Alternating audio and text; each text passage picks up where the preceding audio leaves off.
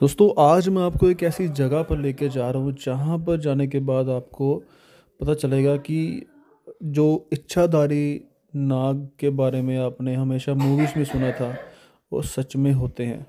और हमारे एरिया में उनका एक मंदिर भी है और हाँ वो इस स्थान पर लोगों से मिलते हैं, उनसे बात भी करते हैं अपने इंसानी रूप में। तो जी हाँ दोस्तों, आपको सुनकर थोड़ा आश्चर्य होगा लेकिन ये बात बिल्कुल सच है। तो चलिए आपको मैं दिखाता हूँ आज वो मंदिर। बहुत सारे लोग दोस्तों इस मंदिर को बाहर से ही देखने के बाद पहचान गए होंगे, क्योंकि कुछ लोग यहाँ पर आए भी होंगे क्योंकि ये बहुत ही मशहूर फेमस जगह है, एक फेमस मंदिर है। तो जो लोग इसको पहचान चुके हैं वो कमेंट में इस मंदिर का नाम ज़रूर बताएं। और आप लास्ट टाइम कब गए थे तो उसके बारे में भी ज़रूर लिखें वहाँ पे। तो चलिए अब हम मंदिर के अंदर एंटर करते हैं और देखते हैं यहाँ पर जो इच्छाधारी नाग है वो किस रूप में यहाँ पर लोगों को दर्शन देते हैं। हेलो गाइस, वेलकम है आपका मेरे आज के ब्लॉग में। तो दोस्तों आज मैं आपको लेकर आया हूँ एक ऐसे मंदिर में, हमारे एरिया का एक बहुत ही प्रसिद्ध मंदिर है जो है इच्छाधारी नाग देवता जी का मंदिर। और ये मंदिर इतना मतलब कि प्रसिद्ध है, यहाँ पर हर जगह के बल्कि हर तरह के, जैसे किसी भी इंसान को अगर किसी सांप का अगर डंक लग जाए, अगर कोई कख लग जाए ना, तो उसका यहाँ पे इलाज होता है। तो यहाँ पर मेरी फैमिली में एक मेरी जो मासी है वो यहाँ पे ठीक हुए थे काफ़ी साल पहले। उनकी भी जो स्टोरी है मैं आपको बताऊँगा, लेकिन सबसे पहले मैं आपको मंदिर के बारे में बताना चाहता हूँ। तो मंदिर कैसा बना हुआ है, तो चलिए मैं आपको मंदिर के दर्शन करवाता हूँ। तो दोस्तों ये है मंदिर का एंट्री पॉइंट। यहाँ से मंदिर में आप अंदर एंटर करते हैं। तो ये है दोस्तों पीपल का पेड़ है, यहाँ पे लोग आते हैं, चढ़ाते हैं जल वगैरह। तो ये है हमारे नाग देवता जी का मंदिर।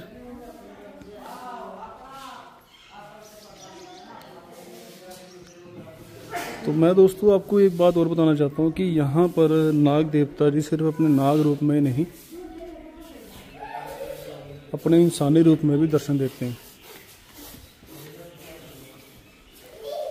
तो जैसे कि आप ये देख रहे हैं, ये इनकी तस्वीर बनाई गई है और अब इन्होंने लोगों को इसी रूप में काफ़ी बार दर्शन दिए हुए हैं, तो आप देख सकते हैं। तो इन्होंने दोस्तों यहाँ पर जहाँ पे लोग रहते हैं उनको अपने इसी रूप में भी काफ़ी बार दर्शन दिए हुए हैं। तो जब भी इनका मेला लगता है यहाँ पे नाग पंचमी के टाइम पर, तो उस वक्त ये अपने दर्शन देते हैं अपने सभी भक्तों को। तो जब भी किसी को कख लगता है, जब भी किसी को कोई डंक लगता है, तो ये है दोस्तों यहाँ से जो शक्कर है जो मिट्टी की होती है वो, क्योंकि बाबा जी यहाँ पर रहते हैं, जो इच्छाधारी नाग हैं वो यहाँ पर रहते हैं। मैं आपको दिखाना चाहता हूँ।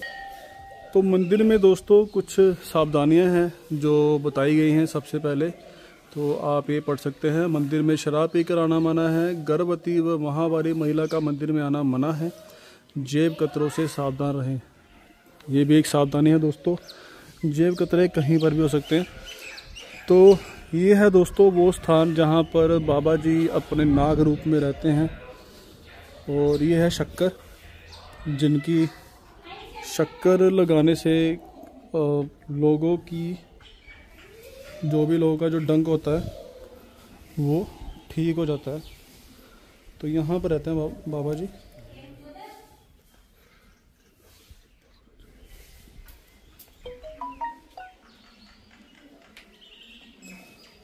तो ये आप दोस्तों देख सकते हैं।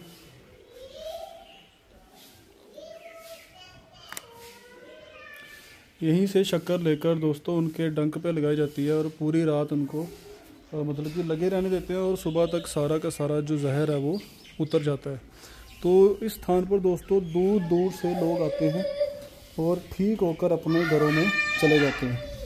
तो अगर आपके भी नॉन में, अगर आपके जानकारी में कोई ऐसा इंसान है तो आप उनको इस मंदिर के बारे में बता सकते हैं। ये है मंदिर सुजानपुर के पास गतौरा गांव है, वहाँ पर ये मंदिर की चारद्वारी है। मंदिर ऐसा बनाया हुआ है। मंदिर का जो आसपास का एरिया है दोस्तों, वो फर्श जो है वो कच्चा है, वो मिट्टी का है, क्योंकि जब भी यहाँ पर नाग देवता जी आते हैं तो वो चलते हैं यहाँ पे। तो आपको पता है कि जो नाग होते हैं वो मिट्टी में ही चलते हैं, वो पक्के फर्श पे नहीं चलते हैं। तो चलिए अभी मैं आपको मंदिर के अंदर लेके चलता हूँ और मंदिर के अंदर उनका जो स्थान है, उनकी जो स्थापना की गई है वो मैं आपको दिखाना चाहता हूँ। तो दोस्तों आप भी दर्शन करिए और हो सके तो आप इस मंदिर में ज़रूर पहुँचें। तो दोस्तों ये है मंदिर अंदर से, जहाँ पर बाबा जी की स्थापना की गई है मंदिर की। तो लोग यहाँ पर आते हैं, माथा टेकते हैं, दर्शन करते हैं। तो आप भी अपने घर से दर्शन कर सकते हैं, जो आसपास के लोग हैं वो मंदिर में आकर भी दर्शन कर सकते हैं। और अगर आप कभी इस साइड आएँ तो आप मंदिर में दर्शन करने ज़रूर आएँ।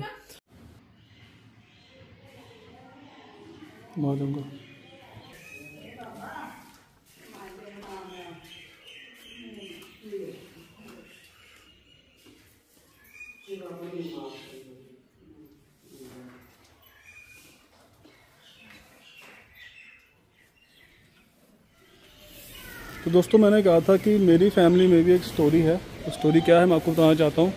मेरी दोस्तों मासी जी हैं, और मेरी मासी जी हैं और मेरी मासी जी की उंगली में कख लग गया था। जैसे होता है ना कई बार जिस जगह से सांप गुजर जाए तो वहाँ पे कहते हैं कि वहाँ पे हाथ वगैरह नहीं लगाना चाहिए क्योंकि उनका कख लग जाता है। तो मेरी मासी थे, उनकी आँख में लग गया, उनके हाथ में लग गया था। तो उनकी हाथ जो है उसकी मतलब कि जो चमड़ी है वो धीरे धीरे वो गलनी शुरू हो गई।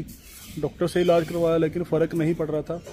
तो जब आखिरकार डॉक्टर ने कहा कि इस उंगली को काटना पड़ेगा, उस वक्त उन्होंने क्या किया, इस मंदिर के बारे में मम्मी ने बताया उनको, मॉम ने।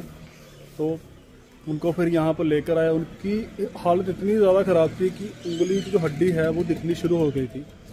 और उसके बाद जब उनको यहाँ पर लेकर आए तो यहाँ पर उनको लगभग 2-3 हफ्ते रहना पड़ा। 2-3 हफ्ते उनका यहाँ पे इलाज चला, शक्कर के साथ उनकी उंगली को रोज़ धोना। और यहाँ पर मोम भी रहे उनके साथ 2-3 हफ्ते। और यहाँ पर रहते रहते दोस्तों मैं आपको बताना चाहता हूँ कि इलाज के दौरान आपने जब भी बल्कि यहाँ पर जो भी खाना होता है वो बिना नमक के खाना होता है। तो सारा जो है नमक के बिना खाना मोम यहाँ पे बनाते हैं सबके लिए, क्योंकि यहाँ पर और भी मरीज़ थे उस टाइम पे। तो वो तो दौर था कि जब यहाँ पर मेरी मासी ठीक हुई, तो आज वो बिल्कुल सही हैं, बिल्कुल ठीक है।